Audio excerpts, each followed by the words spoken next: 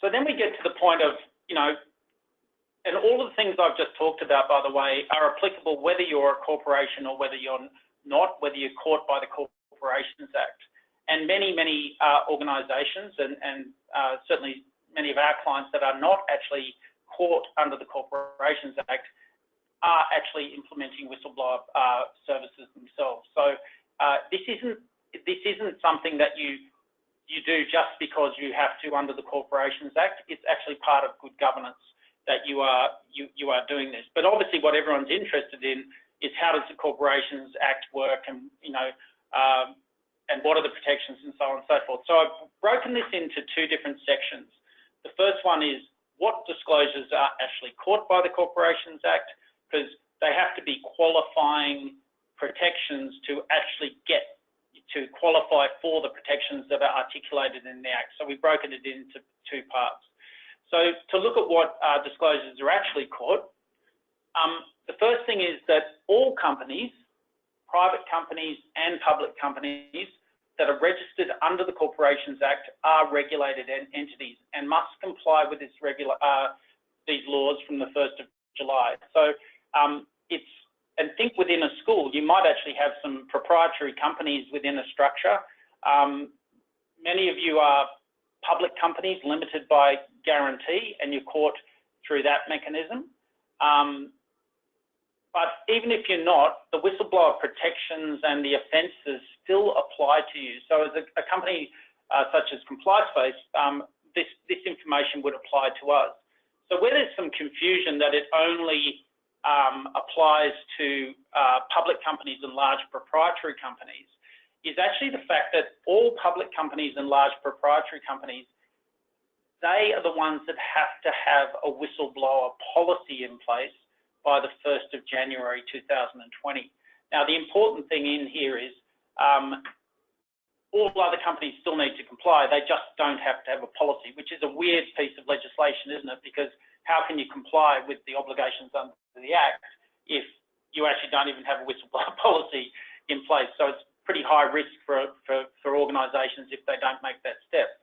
But of course, if you are caught as a public company limited by guarantee or a large proprietary company, and just by the way, the definition of large proprietary company is changing on the 1st of July, and it's two out of the following three things. It is over 100 staff, over $50 million in turnover, and $25 million of consolidated gross assets. So that's actually how you qualify as a large proprietary company, okay?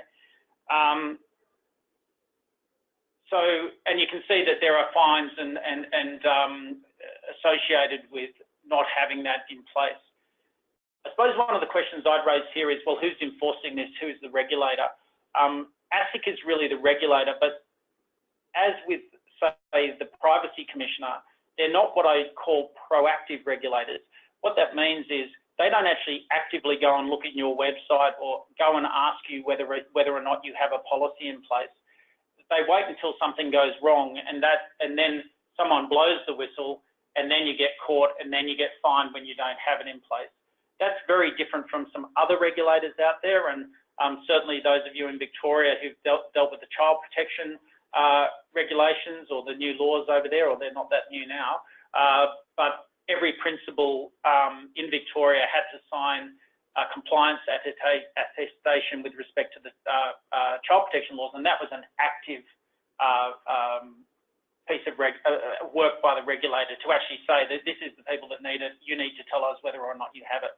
So yeah, it'd be interesting to see generally what happens with ASIC and how they approach this. So who's not caught? Incorporated associations incorporated under state legislation, unincorporated associations, and then entities established essentially under Acts of Parliament. Now, there are quite a few schools that they tend to be the older schools in Australia that are actually incorporated under an Act of Parliament, and they tend to have a trustee structure underneath them. A lot of Catholic entities also fall into that structure.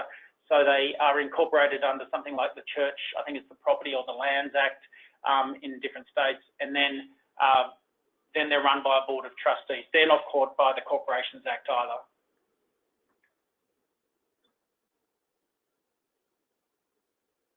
So what disclosures actually qualify for the protection? So we haven't even got to the protections yet.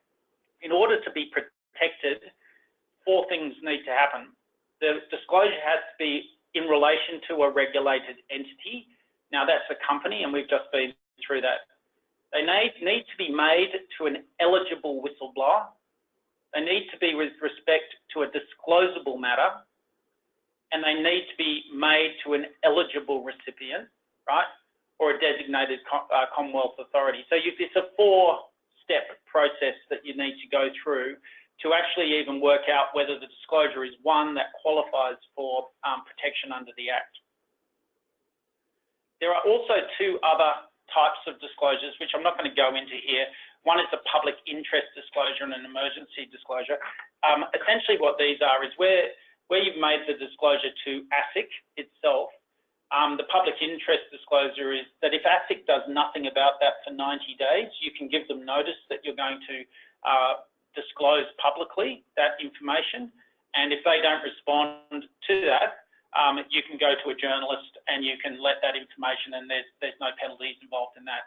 And it's very similarly with emergency disclosures. If there's an emergency need, if you like, but you need to report to ASIC first, and then you can do a similar disclosure. But that's probably beyond the scope of this this webinar. I might say that, and you'll see up just in the blue underneath the titles, I've got the parts and sections of the Act. The legal researchers that I've been working on putting this together, their view is it's not a really well drafted piece of legislation. It's actually really complex when you go in there. So can I just say today, for the purposes of this, everything that you're seeing down is very much a dumbed down version of the Corporations Act, obligations. I think we've got the essence of them, but really, if you are in the situation, need to go into detail. Getting proper legal advice around this is certainly important, because there are so many different sections that are interrelating that to give you the ultimate outcomes. So let's go to the next section. Who are eligible whistleblowers? Okay, with respect to a company, which means that obviously these guys need to be related to the company that that is the subject of the disclosure. So it's an officer or a director, an employee. The important ones are supplier of goods or services, right? And then in brackets, paid or unpaid. That's actually in the Act. And I should note on the top line here, we actually refer to current or former. So when you're getting to suppliers of goods and services, what that actually brings in is volunteers, because volunteers are providing services to a school and they're unpaid. And there's no time limit to this. So you can qualify as an eligible if you are a former volunteer of a school, if that makes sense, right? And then the next parts, these are really not built for schools, these regulations. They're very much built for what I call the average corporation. It then contemplates going into relatives and other dependents that I won't go into the detail in relation to that. But that's what you actually qualify as an eligible whistleblower. What's really important probably is not who are eligible whistleblowers, but who are not. And this is really important for schools. So students, parents, staff of other schools, and why I've added them, schools are very collegiate. In my experience with schools, they often go on excursions together. They're often doing collaborating in relation to arts and drama. We've got representative sports teams and so on and so forth. So a staff member of one school on one of those situations who sees a staff member of another school do something, and I know that there's child protection requirements beyond that, but it might be, slipping money to the bus driver or something like that, which isn't caught under that sort of child protection legislation, and they had a suspicion. Well, they're not an eligible whistleblower as far as the other school is concerned. And there would be lots of other key stakeholders that you could look at, whether it's alumni, and certainly in faith-based organisations, you've got clergy and so on and so forth. So these people don't fall within the eligible whistleblower qualification. So just try and pull it back. Four steps that you've got to cover to just be eligible. So we've covered the first two. The third one is it's got to be a disclosable matter. And this is pretty broad. So in order to be a disclosable matter, you have to have reasonable grounds to suspect that the disclosure concerns, and here you've got misconduct, a very broad concept, and improper state of affairs or circumstances. And what's important is those things, misconduct is actually defined under the Corporations Act, and you can see that brings in things like breach of trust, breach of duty. The improper state of affairs or circumstances is not defined.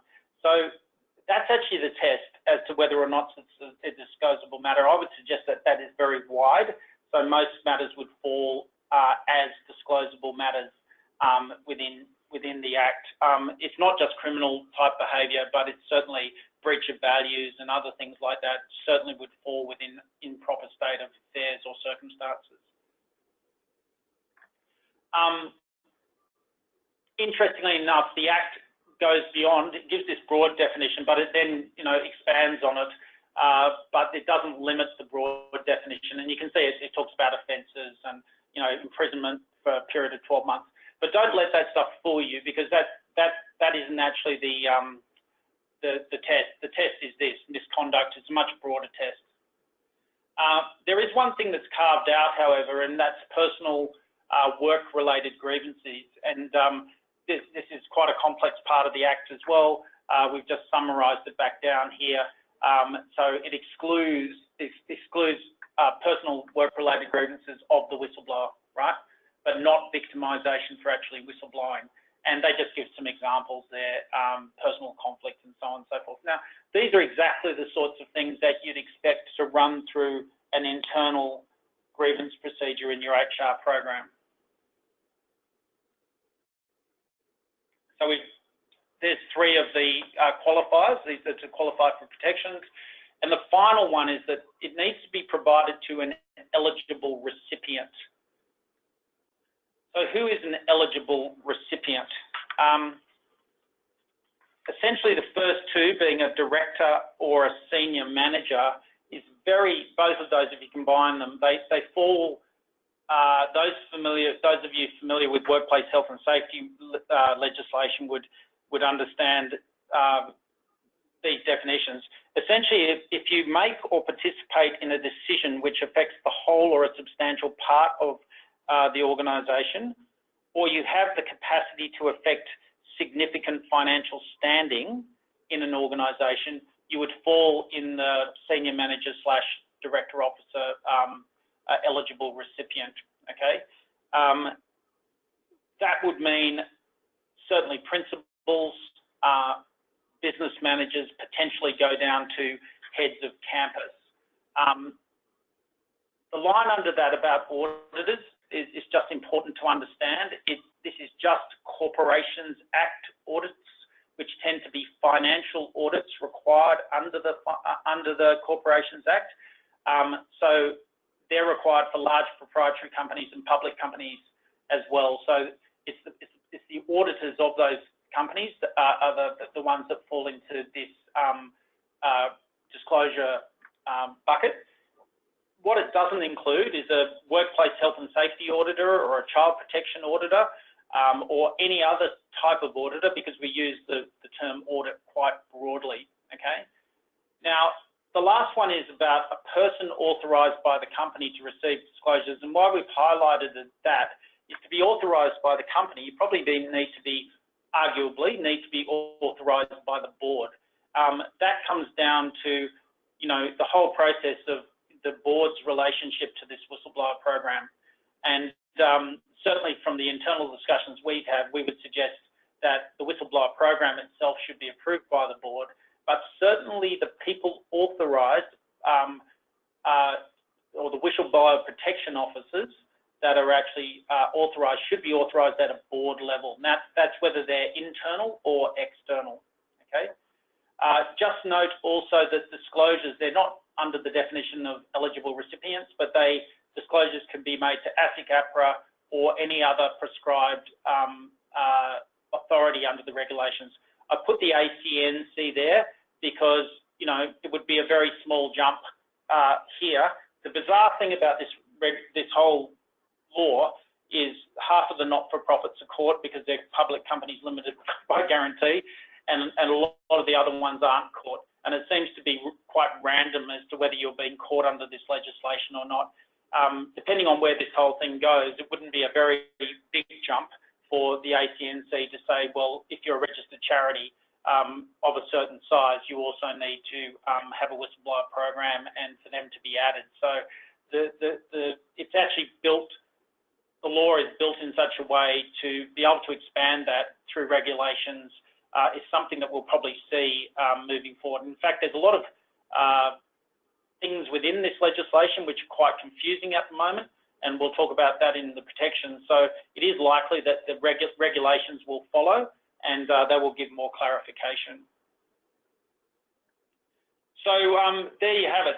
To be to qualify for protections, it's got to be to a regulated entity, regulated whistleblower, has to be a disclosable matter, and you have to make sure it goes to the right recipient. So there's a hurdle to get there even before you look at the protections themselves. So if it is a qualifying disclosure, qualified disclosure, what protections do you actually get? Now, again, you can see all those pieces, the sections of the Corporations Act they're up on top in the blue line.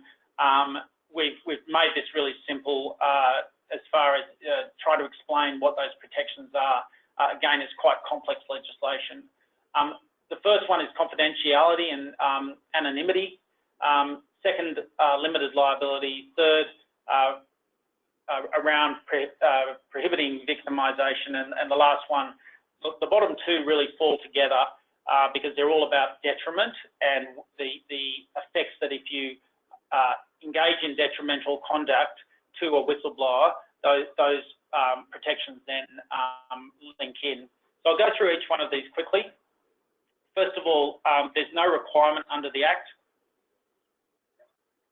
for a whistleblower to identify him or herself. And then you come into the confidentiality provisions. Now, if a person wants to keep their identity confidential, and so you don't actually disclose your identity, right? It's a contravention of the Act, and we'll see what happens in the next slide if you contravene the Act. If the information about the identity, right, of the disclosure, or information likely to lead to the identification of the disclosure, right, and the person obtained that information because of the disclosure, and if that is disclosed and the disclosure isn't authorised. Now, that's pretty broad if you think about it. So if you said, I don't want my identity disclosed, and someone discloses information likely to lead to the identification, then it's a contravention of the Act, okay? So it's fairly broad as to how that works.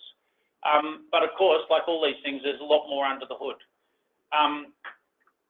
Now, if you do contravene the Act, so you actually disclose this information, these are the penalties. So the first two penalties I'll just broadly refer to as criminal penalties. One is imprisonment and the other one is fines of up to certain levels that are associated with those criminal offences. And the second ones are civil. The difference obviously being that criminal offences have a higher burden of proof than the civil, civil obviously being balance of probabilities and criminal being beyond reasonable doubt. So that's a difference, if you like, between the two. In both cases, you know, proving those things, and you could, the ASIC would take actually an action on a civil penalty, and they didn't have to make a contravention order, and that's when these things would actually link in. The scary part is actually that the $200,000 and the $1 million are just about to shoot up quite rapidly to just over $1 million and $10 million for companies under amendments made to the obscure act called the Strengthening Corporate and Financial Sector Penalties Act. And there's no guessing where that came from, pretty much straight out of the Royal Commission the Banking Royal Commission in this case. So the penalties for contravention is really, you know, the protection if you actually release this information. So what are the outs, okay? And the main out here is it's not a contravention of the Act, okay? If you disclose the information and it was reasonably necessary for the purposes of investigating a matter, and the person who discloses the information takes all reasonable steps to reduce the risk that the identifier will be identified. And yep, it's a lot of information and you've got to take a big breath on this one. It all comes down to the quality of your internal whistleblower service, that you are making the people that are dealing with these incidents and disclosures are well trained to be able to manage them, right? And they understand the steps that are being taken and when they maintain confidentiality, and they need to understand very carefully on how to manage an investigation properly. So even though it looks like this massive out, it really does, and this is one of the really big risks from my perspective for schools if they don't actually have a whistleblower program. So when a disclosure comes in, they're not really aware of how to deal with it, and they could easily breach this section by releasing somebody's information or identity, and they didn't take reasonable steps to reduce that risk. You've got to say, however, that you know, when you look at this, it's a bit of a minefield, because ultimately a court of law is going to have to make a determination as to what's reasonable and what's not reasonable. So it's going to get quite complicated. Importantly, in the prosecution of the defence, it's the defendant that bears the evidential burden. That means it would be the school itself that has to prove that it took reasonable steps in this circumstance. So, you know, it's an interesting protection. The next one is limited liability. And what that means, and I don't think this is a huge protection personally, but because what it's saying is your liability, you're not subject to, you know, criminal, civil, administrative liability. It's actually for making the disclosure, right? Not your conduct, but actually making the disclosure. And similar for contractually on the basis of the disclosure. So if you look at this protection, if you like, it really focuses on limiting liability with respect to the making of the disclosure, with the exception of if it's false. So on the last line of the third bullet point, that you've actually provided false information in the disclosure, and then you could be liable for that. What's really critical is the section in the Act, or the commentary in the Act, that says very clearly that the limited liability provision, it does not prevent the disclosure being subject to liability for conduct revealed by the disclosure. So it's subtle, but the difference is making the disclosure, so you're protected because you made it, but you're not protected with respect to conduct that is revealed by the disclosure. So, you know, I wouldn't be jumping up and down if I was a whistleblower about that one, if I had also engaged in conduct, because I'm not getting any limitation of liability for that. It's not like you're getting a plea bargaining deal when you go through. So that's the second one. The third one is in relation, and as I said before, the victimisation and compensation, they're actually tied up together in the Corporations Act. We've just broken them up to make them a little bit clearer here. So just looking at prohibiting victimisation. So victimisation is defined as actual or threatened detriment, and I'll show you what that means in a second. And if you do that, or someone engages in actual or threatened detriment, it's an offence, and then a whole lot of things run from that offence. Again, similar penalties. So what is detriment? Detriment is defined in the Act, and it's pretty broad. So in relation to an employee, as you can see, sort of dismissal, injury, basically all those general employment-related misconduct, if you like, or detriment. So if you're doing any of those things because the person blew the whistle, right, that's detriment. And generally, you've got all the things that you're more thinking about victimisation, which is harassment, intimidation, you know, and you can see the last line there in relation to, it's very broad. It's even, you know, a person's reputation, any other damage. So it's broad as far as what detrimental conduct is. So what happens if you actually engage in this conduct, which is, you know, actual or threatened detrimental conduct? So here your penalties come up again, and what you'll see is the prison term's gone up, the fine's gone up, while the civil penalties are the same. Okay, so you know, there's a serious consequences for organisations that allow or don't know what they're really doing when it comes to whistleblowers, and if someone makes blows the whistle or makes a disclosure that qualifies, they're not managing that disclosure properly, and you can see the significant penalties that are actually associated with that. If we follow the detriment, so that's more around your sort of criminal type activities, and then there's a whole lot of other remedies that also flow off detriment. So in this case, you've got compensation, injunctions, you can see all the related things there, apologies, any other order, so it's very broad. The burden of proof here flips. So it's actually, if you have experienced the detrimental conduct, i.e. you're the whistleblower, right? All you need to do to prove is that there was a reasonable possibility that the conduct occurred. It's not a very high threshold.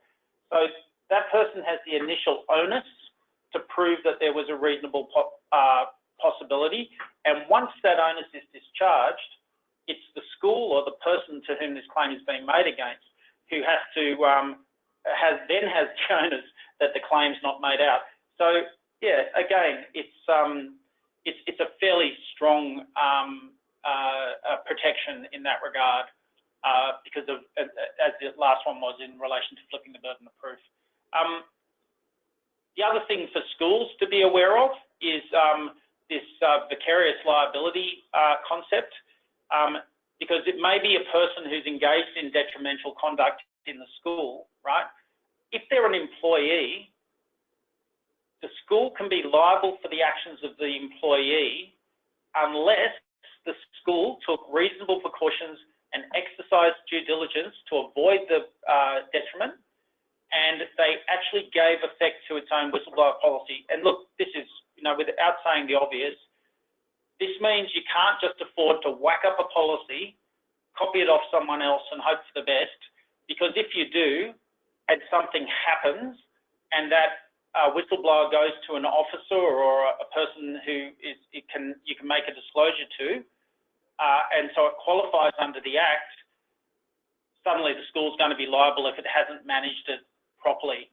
If the school can prove that it's got a proper system for managing whistleblower complaints, and it was a rogue employee, if you like, that did it, they won't be liable, and the fine will land with the employee rather than the employer being the school.